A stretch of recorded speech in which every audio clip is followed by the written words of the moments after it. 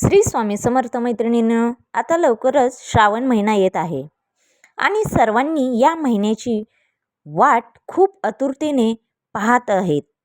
हा महिना सर्वांचा खूप आवडीचा महिना आहे. तर श्रावण महिन्यात मातीची शिवलिंग बनवून रोज पूजा कशी करावी, कोणती माती वापरावी, श्रावण महिना म्हणजे काय, तर भगवान शिवांची विशेष उपासना करण्याचा पवित्र काळ.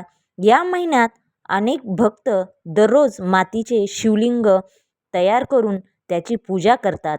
पण कोणती माती वापरावी, शिवलिंग कसे बनवावे, पूजा कशी करावी, विसर्जन कसे करावे, या सर्व प्रश्नांची उत्तरे आजच्या व्हिडिओमध्ये पाहणार आहोत. तर हा व्हिडिओ शेवटपर्यंत स्किप न करता हा व्हिडिओ पहा. जर आपण आपल्या @swami-3131 या चॅनलला सबस्क्राईब केले नसेल तर लगेच सबस्क्राईब करा, लाईक करा व शेअर करा. बेल आयकॉन बटन प्रेस करण्यास विसरू नका. हा व्हिडिओ विशेष तुमच्यासाठी मी बनवलेला आहे आणि याच्यामध्ये काही मी कोणाचं कॉपीराईट वगैरे काही केलेलं नाही आहे. तर कमी वेळात जास्त माहिती कशी तुमच्यापर्यंत पोहोचेल याचा मी या व्हिडिओमध्ये सांगण्याचा प्रयत्न केलेला आहे. त्यामुळे हा व्हिडिओ स्किप न करता शेवटपर्यंत नक्की पहा. चला तर मग वेळ न घालवता आपण व्हिडिओला सुरुवात करू. श्रावणात मातीचे शिवलिंग का बनवतात, तर भगवान शिवांना पार्थिव मातीचे शिवलिंग अतिशय प्रिय मानले जाते. पार्थिव शिवलिंगाची पूजा केल्याने पुण्य मिळते, मनोकामना पूर्ण होतात आणि शिवकृपा लाभते, अशी धार्मिक मान्यता आहे. श्रावणातील प्रत्येक सोमवारी रोज पूजा करण्याची प्रथा अनेक ठिकाणी आहेत.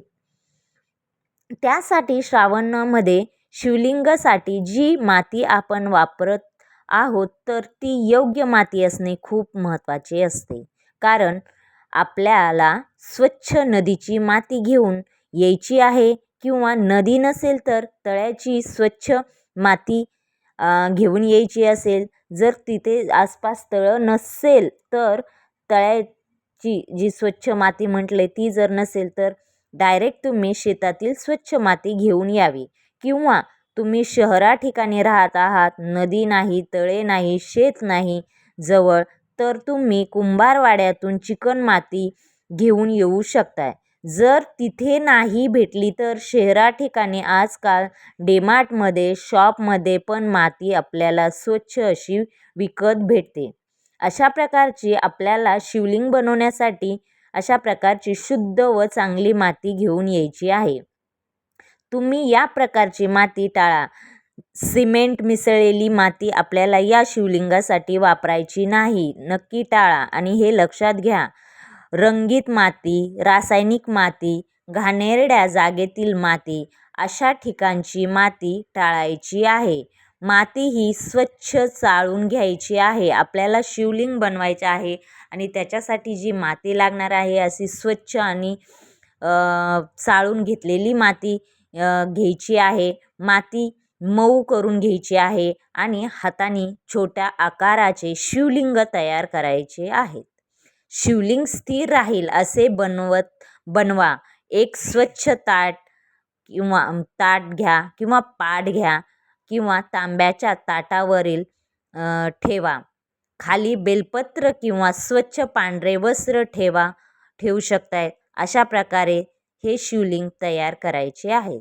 रोजची पूजा कशी करावी, तर आपल्याला लवकर उठून स्नान करून स्वच्छ पांढरे कपडे परिधान करून पूजेची तयारी करायची आहे.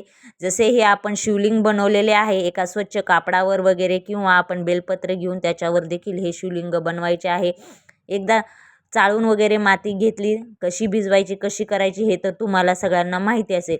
जर याच्याबद्दलचा जर तुम्हाला बनवून कसं बनवायचं याचा जर व्हिडिओ पाहिजे असेल, मी स्वतः बनवतानाचा व्हिडिओ नक्की टाकेल जर तुम्ही कमेंट्समध्ये मला सांगितले तर. आता ह्याची पूजा कशी करायची आहे, आपल्याला लवकर उठून स्नान करून पांढरे स्वच्छ कपडे परिधान करून पूजेची तयारी करायची आहे. सर्वप्रथम आपल्याला गणपती बाप्पांचे स्मरण करायचे आहे. शिवलिंगावर स्वच्छ पाणी अर्पण करावे. गंगाजल असेल ते सुद्धा अर्पण करावे, दूध अर्पण करावे व नंतर स्वच्छ पाण्याने अभिषेक करावा.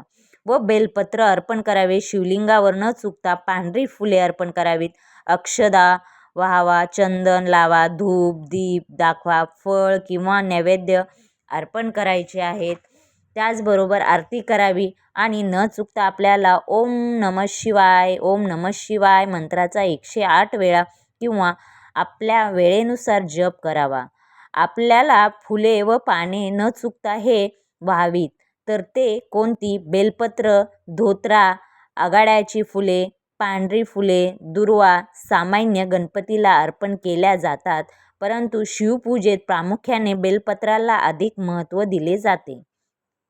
त्याचबरोबर पूजेत काय करू नये? तर पूजेमध्ये तुटलेले बेलपत्र अर्पण करू नये. घाणेरड्या हातांनी पूजा करू नये. पूजा करताना वादविवाद टाळावेत.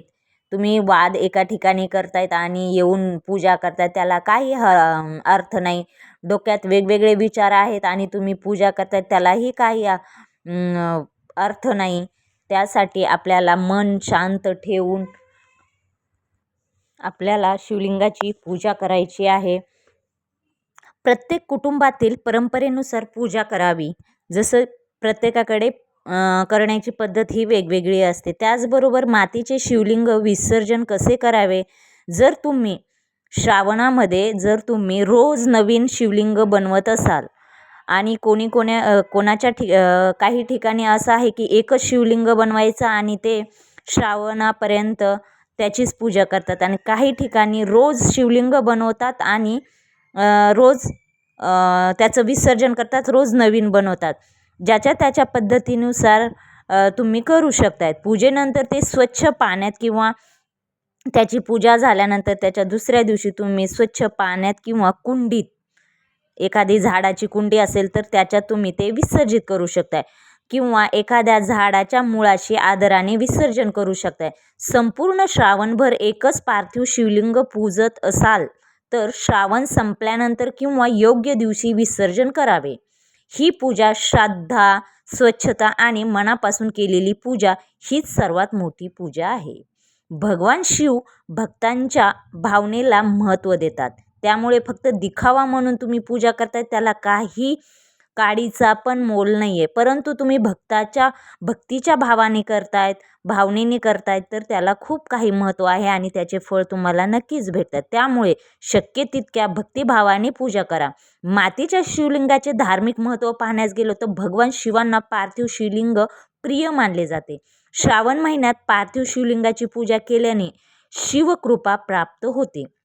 ही धार्मिक मान्यता आहे. अशी श्रद्धा आहे. मन शांती, सकारात्मकता आणि भक्तिभाव वाढतो.